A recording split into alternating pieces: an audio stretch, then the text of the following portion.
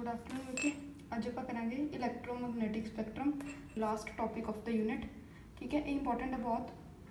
ये जोड़ा है एक क्वेश्चन आना ही आना है और मोस्टली ये 2 नंबर च आता होंगे।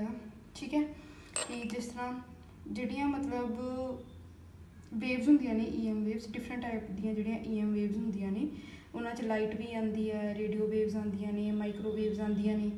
ठीक है, उन्होंने आपां फ्रीकुएंसी या वेवलेंथ के अकॉर्डिंग असेंडिंग या डिसेंडिंग ऑर्डर के अरेंज करते हैं। ठीक है, उन्होंने आप बोलते हैं इलैक्ट्रोमैगनैटिक स्पैक्ट्रम। ठीक है, वो 7 तरह दी जड़ियाँ EM वेव्स होंदियां ने साडे कोल, radio waves, microwaves, infrared, visible, ultraviolet, X rays and gamma rays. जी रेडियो वेव आ उहदी वेवलेंथ सब तो ज़्यादा होंदी है, गामा रेज की सब तो घट होंदी है। तुहानूं पूछा जा सकता है कि इन्हों अरेंज करो in ascending order of wavelength और डिसेंडिंग ऑर्डर ऑफ वेवलेंथ। तुहानूं ये ऑर्डर पता होना चाहिए है, तुहानूं ये भी पता होना चाहिए पहले रेडियो आंदियां, फिर माइक्रो आंदियां, फिर वो। ठीक है, और सब तो ज़्यादा वेवलेंथ जी है वो रेडियो वेव्स की होंदी है, सब तो घट गामा रेज की होंदी है। तो जी वेवलेंथ है वो फ्रीकुएंसी के इनवर्सली प्रपोर्शनल होंदी है। ठीक है, होंगे ना, C is equal to nu lambda.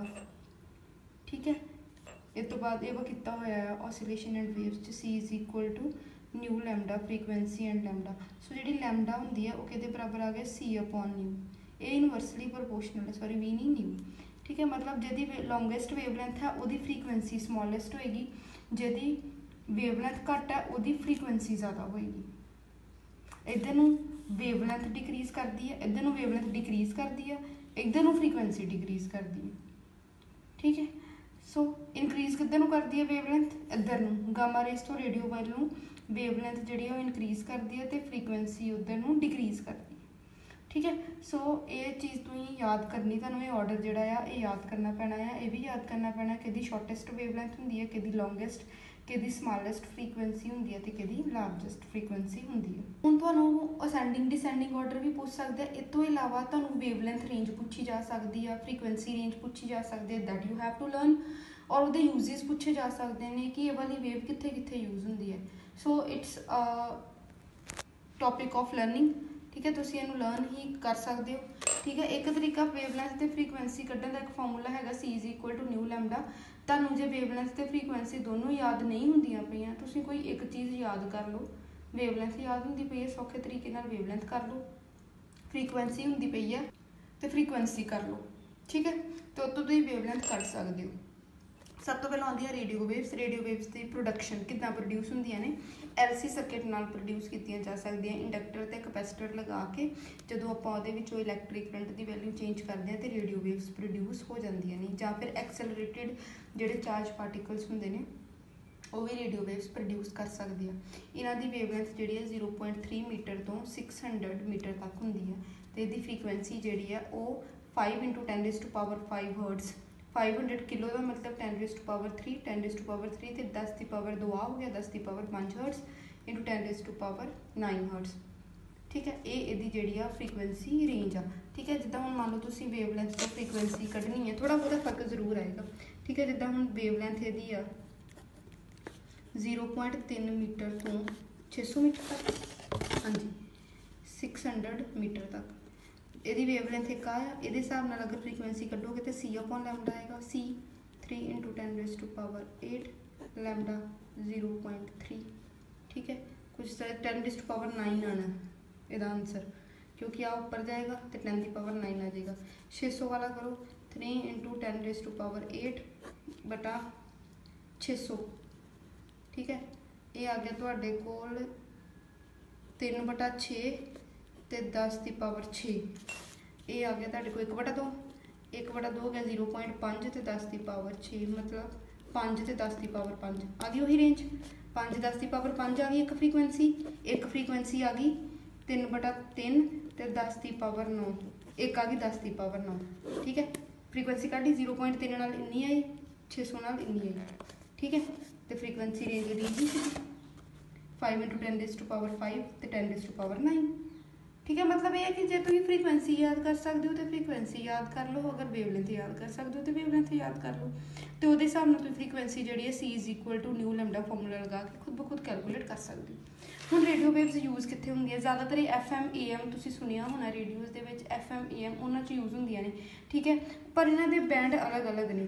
ਜਿਹੜਾ ਫ੍ਰੀਕੁਐਂਸੀ ਬੈਂਡ ਇੰਨੇ ਤੋਂ ਇੰਨੇ ਤੱਕ ਦਾ ਹੁੰਦਾ ਉਹ AM ਵਾਸਤੇ ਯੂਜ਼ ਕੀਤਾ ਜਾਂਦਾ, ਮੀਡੀਅਮ AM ਵਾਸਤੇ।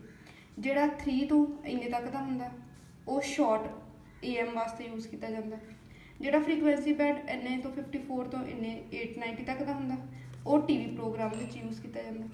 ਜਿਹੜਾ ਫ੍ਰੀਕੁਐਂਸੀ ਬੈਂਡ 88 ਮੈਗਾਹਰਟਜ਼ ਤੋਂ 108 ਮੈਗਾਹਰਟਜ਼ ਤੱਕ ਹੁੰਦਾ, ਮੈਗਾ 10 ਦੀ ਪਾਵਰ 6, ਠੀਕ ਹੈ, ਉਹ FM ਵਾਸਤੇ ਯੂਜ਼ ਕੀਤਾ ਜਾਂਦਾ। ਅਤੇ ਜਿਹੜਾ ਬਹੁਤ ਜ਼ਿਆਦਾ ਹਾਈ ਫ੍ਰੀਕੁਐਂਸੀ, ਜਿਹੜਾ ਅਲਟਰਾ ਹਾਈ ਫ੍ਰੀਕੁਐਂਸੀ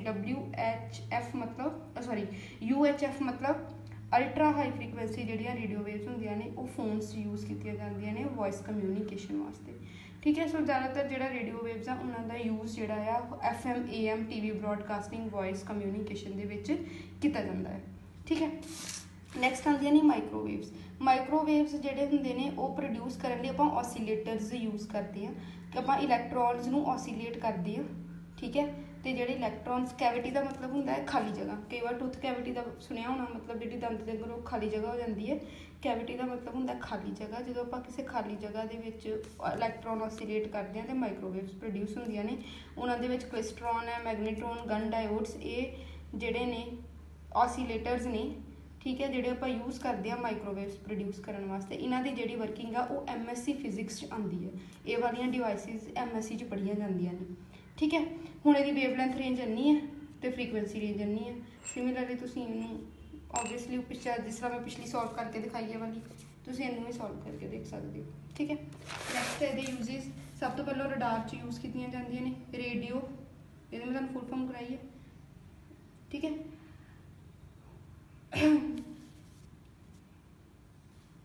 ਉਸ ਤੋਂ ਬਾਅਦ ਇਹਨੂੰ 에ਅਰਕ੍ਰਾਫਟ ਨੈਵੀਗੇਸ਼ਨ 'ਚ ਯੂਜ਼ ਕੀਤਾ ਜਾਂਦਾ ਹੈ ਰਡਾਰ ਸਿਸਟਮ ਦੇ ਵਿੱਚ, ਠੀਕ ਹੈ, ਰੇਡੀਓ ਡਿਟੈਕਸ਼ਨ ਐਂਡ ਰੇਂਜਿੰਗ ਦੇ ਵਿੱਚ। ਉਸ ਤੋਂ ਬਾਅਦ ਅਟੋਮਿਕ ਐਂਡ ਮੋਲੀਕਿਊਲਰ ਰਿਸਰਚ ਵਿੱਚ ਯੂਜ਼ ਕਰਦੇ ਆ।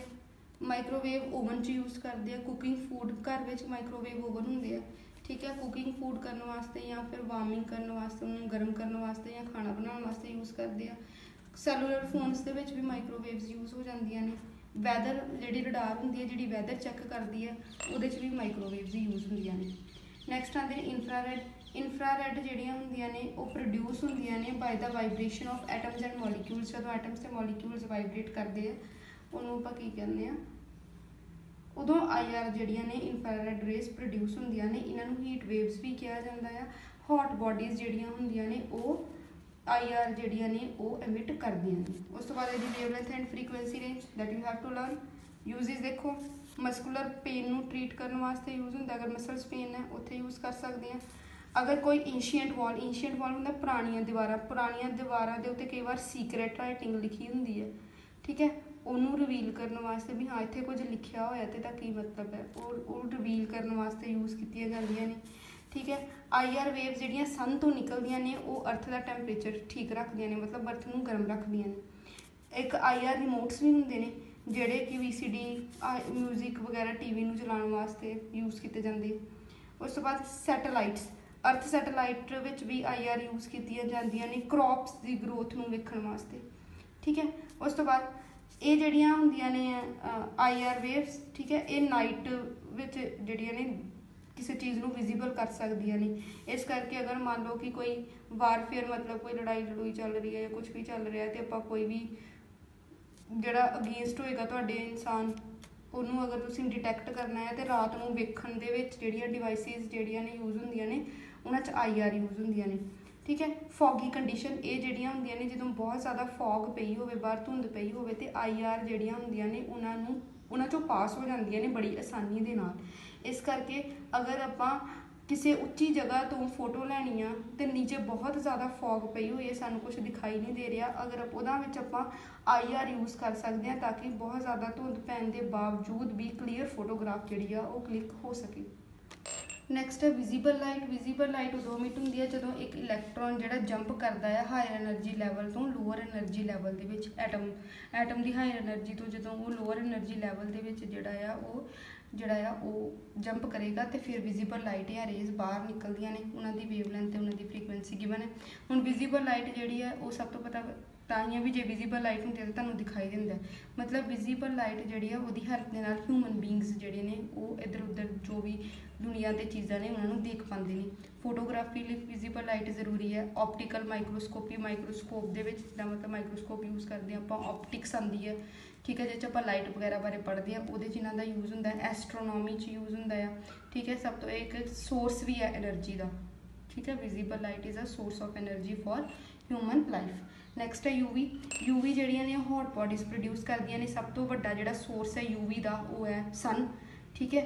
सन दे नाल एक वैल्डिंग आर्क होंदी है। जदों वैल्डिंग करते हैं, वैल्डिंग करते देखा होगा तुसीं शॉप्स के बंदियां नूं, वो जो वैल्डिंग करते हैं तो स्पैशल तरह का एक गिलास जिहा कोई बनया होंदा कवर जिहा वो अपनी अखां दे अगे ला के फिर वैल्डिंग करते हैं, क्योंकि जिहड़ी वैल्डिंग जो होंदी है वैल्डिंग आर्क दे विचों अल्ट्रा वायलेट्स रेज निकलदियां ने जो कि बहुत ज़्यादा हार्मफुल होंदियां ने, ठीक है। इस करके आईज़ के अगे उन्होंने एक स्पैशल तरह का ग्लास लगा के एक स्पैशल तरह का कवर जिहड़ा लगाया होंदा। इहदी वेवलेंथ रेंज इन्नी है, फ्रीकुएंसी रेंज इन्नी है, ठीक है। That you have to learn. उस तो बाद यूजेज ने फूड स्टफ प्रिजर्व करने वास्ते या फिर जो वाटर पीने वाला वो चों बैक्टीरिया खत्म करने वास्ते। अपने आर ओ के अंदर चैक करो वो एक जगह तो यूवी भी लिखा होएगा, ठीक है। यूवी रेज जड़ियाँ ने फूड्स नूं प्रोटैक्ट करने वास्ते भी यूज़ कीतियां जांदियां ने ते पीने वाले पानी दे विचों बैक्टीरिया नूं खत्म करने वास्ते यूज़ कीतियां जांदियां ने। For sterilising the surgical instrument जिहड़े आपां बार बार यूज़ करते हैं, अगर आपां उन्हां नूं स्टरलाइज करना है मतलब उन्होंने साफ करना है यूज़ करने तो पहलों, ठीक है, तो उन्होंने यूवी रेज के विच रखा जाता है। उस तो बाद इनविजिबल राइटिंग्स जड़ियाँ इनविजिबल कोई चीज़ हो, किसी ने इनविजिबल लिखा हो, ठीक है, मतलब तुहानूं दिखाई ना दे रहा हो नेक डाई ना, तो उन्होंने तुसीं यूवी दे नाल डिटेक्ट कर सकते हो। फोर्सड डॉक्यूमेंट्स होंदे ने जाली डॉक्यूमेंट जिहड़े होंदे ने उन्होंने डिटेक्ट करने वास्ते यूज़ करते हैं। फिंगरप्रिंट्स नूं डिटेक्ट करने वास्ते यूवी रेज यूज़ कीतियां जांदियां ने। अगर तुसीं किसी मॉलीक्यूल्स की स्ट्रक्चर नूं स्टडी करना है फिर भी यूवी रेज यूज़ कीतियां जांदियां ने। एक लैसिक आई सर्जरी होंदी है, ठीक है, आई सर्जरी विच भी यूवी रेज जिहड़ियां ने यूज़ कीतियां जांदियां ने। This is the full form of LASIK, ठीक है। उस तो बाद आती है एक्सरेज अगर आप प्रोड्यूस करनिया ने तो आप किसी हाई एटॉमिक नंबर वाला जिहड़ा पार्टिकल है जिहदा एटॉमिक नंबर काफ़ी ज़्यादा हाई हो Z, उन्होंने उपर आप एक फास्ट मूविंग इलैक्ट्रॉन नूं बंबार्ड करवाने। बंबार्ड करवाने का मतलब टकरवाने कि मतलब फोर्सफुली उहदे उत्ते नूं फॉल करवाने, ठीक है। जो बंबार्ड होंदा है फास्ट मूविंग इलैक्ट्रॉन किसी हाई एटॉमिक नंबर वाले एटम के उपर टारगेट के उपर तो उत्थे एक्सरे प्रोड्यूस हो जांदियां ने। ये उहदी वेवलेंथ रेंज आ, ये 17 है बच्चे, ठीक है, 17 10⁻17, ठीक है। ये उहदी फ्रीकुएंसी रेंज है, ठीक है। हुण एक्सरेज यूज़ कित्थे कीतियां जांदियां ने, मैडिसन दे विच यूज़ कीतियां जांदियां ने एक डायग्नोसिस वास्ते। मतलब जे कोई फ्रैक्चर आ बोन दे विच, कोई फॉरन पार्टिकल तुहाडे अंदर चल गया, किसी ने कोई कॉइल खा लिया है या किसी के अंदर बुलेट चल गई है या किसी ने कोई चीज़ इहो जी खा ली है जिहड़ी फॉरन पार्टिकल आ, ठीक है। फॉरन मतलब बाहरों आया पार्टिकल जिहदी तुहाडे बॉडी के अंदर कोई जरूरत नहीं है, कॉइन खा लेंदे ने, कुछ चीज़ अंदर चले जाए तुहाडी, ठीक है, जिहड़ी मतलब कि एक्सक्रीशन के थ्रू बाहर नहीं आ सकती हैगी, ठीक है। उहदे विच जिहड़े है उन्होंने डिटेक्ट करने वास्ते एक्सरेज यूज़ कीतियां जांदियां ने। कैंसर ट्यूमर्स स्किन डिजीज़ ये भी यूज़ करने वास्ते जिहड़ियां ने कीतियां जांदियां ने एक्सरेज, ठीक है। अगर मान लो कोई मटैलिक मटीरियल इंजीनियर भी इन्होंने यूज़ करते हैं, कोई तुसीं चीज़ बना ली है पर उहदे अंदर कोई फ्लॉज मतलब होंदे ने, कोई कमी रह गई उहदे अंदर, कुछ ना कुछ रह गया, कोई क्रैक रह गया या कोई एयर बबल रह गया जिहड़ा तुहानूं नहीं चाहिदा सीगा, सो मशीनरी या फिर किसी भी मटीरियल के अंदर जिहड़ी है इंजीनियर्स इहनूं यूज़ करते हैं चैक करने वास्ते कि जिहड़ी आपां चीज़ बनाई है उहदे अंदर कोई फ्लॉ तो नहीं है, उहदे अंदर कोई कमी तो नहीं है कुछ, ठीक है, जिहदे करके वो वर्क ना कर सके। उस तो बाद डिटैक्टिव एजेंसीज इहनूं यूज़ करदियां ने एक्सरेज नूं कि जे मान लो कोई किसी के बैग दे विच गोल्ड है या फिर सिल्वर या कोई भी चीज़ वो लुका के लैके जा रहा, किसी की बॉडी के अंदर भी कोई चीज़ कोई लुका के लैके जाया होए तो एक्सरेज जिहड़ियां ने उन्होंने डिटैक्ट कर लैंदियां ने। सो डिटैक्टिव भी एक्सरेज नूं यूज़ करते हैं ये चीज़ां लभण वास्ते भी किसी ने अपने बैग दे विच या अपनी बॉडी के अंदर कुछ लुकाया तो नहीं होया। लास्ट है गामा रेज उदों निकलदियां ने जदों कोई भी एटम अपनी एक्साइटेड स्टेट तो ग्राउंड स्टेट ते आंदा है। वो की करता है कि एक्साइटेड स्टेट तो ग्राउंड स्टेट ते आने वास्ते जिन्नी भी जे मान लो कि तीजी एक्साइटेड स्टेट ते आ ते उन्हें ग्राउंड स्टेट ते आना है कुछ आना तो उन्होंने उन्ने ही number of gamma rays emit करनियां पैणगियां। मतलब जो हायर एनर्जी शैल तो लोअर एनर्जी शैल वाल आके ग्राउंड स्टेट वाल आंदा आ ते वो गामा रेज एमिट करता रहिंदा है। एनर्जी शैल्स जिहड़ियां हुंदियां ने तुसीं कैमिस्ट्री च पढ़िया होएगा कि जिहड़ियां भी एटम दियां एनर्जी शैल्स हुंदियां ने जिस इलैक्ट्रॉन रिवॉल्व करदे उन्हां दी एक पर्टिकुलर एनर्जी हुंदी है, ठीक है। सो अगर तीजी तो दूसरे ते आएगा इलैक्ट्रॉन, तीजी शैल तो दूजे च, ते होर एनर्जी दी गामा रेडिएशन निकलेगी। पर अगर दूजी तो पहले ते आएगा फिर होर एनर्जी दी, क्योंकि सारे एनर्जी शैल दी एनर्जी अलग अलग आ। ते गामा रेस दी जिहड़ी गामा रे कितनी एनर्जी दी बाहर निकलेगी वो भी इसे चीज़ पर डिपेंड करता है कि जिहड़ी शैल तो जिहड़ी शैल दे विच ट्रांजिशन हो रही है उन्हां दोनों दे विच एनर्जी का डिफरेंस कितना है। सो मतलब हर बार जदों भी कोई इलैक्ट्रॉन हायर तो लोअर एनर्जी वाल आंदा है तो सेम एनर्जी की गामा रेज जिहड़ी आ बाहर नहीं निकलती हैगी, वो डिफरेंट एनर्जी दी गामा रेज बाहर निकलदियां ने। डिपेंड करता है कि जिहड़ी शैल तो जिहड़ी शैल च ट्रांजिशन हो रही है उन्हां दोनों शैल्स दे एनर्जी का डिफरेंस कितना है, ठीक है। सो ये उन्हां दी वेवलेंथ रेंज आ, ये उहदी फ्रीकुएंसी रेंज है, ठीक है। जिहड़ियां हुण गामा रेज ने वो कैंसर की ट्रीटमेंट वास्ते यूज़ कीतियां जांदियां ने, क्योंकि गामा रेज जिहड़ियां ने कैंसर के सैल नूं खत्म कर दिंदियां ने, डिस्ट्रॉय कर दिंदियां ने, ठीक है। इन्हां नूं आपां वो भी यूवी रेज जिहड़ियां हुंदियां ने वो बहुत जल्दी मटीरियल जो पास कर जांदियां ने, ठीक है। ते उन्होंने मतलब यह है कि उन्होंने अगर मटीरियल के अंदर कोई फ्लॉ है, जिदा आप एक्सरेज की गल की कि अगर कोई स्ट्रक्चरल फ्लॉज आ जाते हैं या कोई चीज़ सही तरीके नहीं बनी तो आप एग्जामिन कर सकते हैं।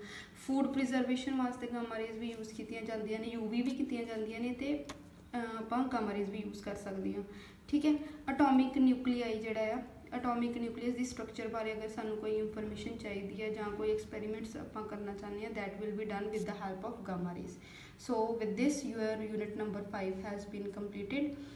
सो तुहानू मैं दसता है ये क्वेश्चन किदां दे आने ने। 2 मार्क्स के क्वेश्चन दे विच एक तो ये भी पूछा जा सकता है कि एक कोई इलैक्ट्रोमैगनैटिक स्पैक्ट्रम का पार्ट है जिहदी वेवलेंथ इतनी तो इन्नी है, ठीक है, इन्ने तो इन्नी उहदी वेवलेंथ आ, तो तुसीं उहदी फ्रीकुएंसी रेंज कड्डो, तो नाले ये भी दसो कि ये किहदी वेवलेंथ ते किहदी फ्रीकुएंसी है, ठीक है।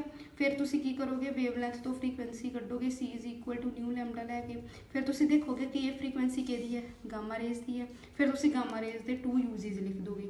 2 मार्क्स का क्वेश्चन इदां हुंदा है।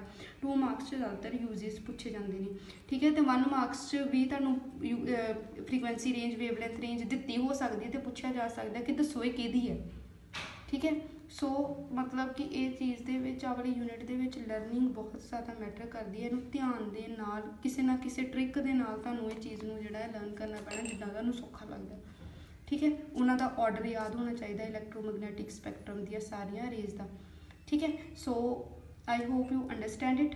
तो आपां हुण फिर कल ये मैं तुहानू थोड़े जे क्वेश्चनस भेजांगी जिस तो तुहानू क्लीयर हो जाएगा कि किद्दां दे क्वेश्चनस जिहड़े आ आंदे।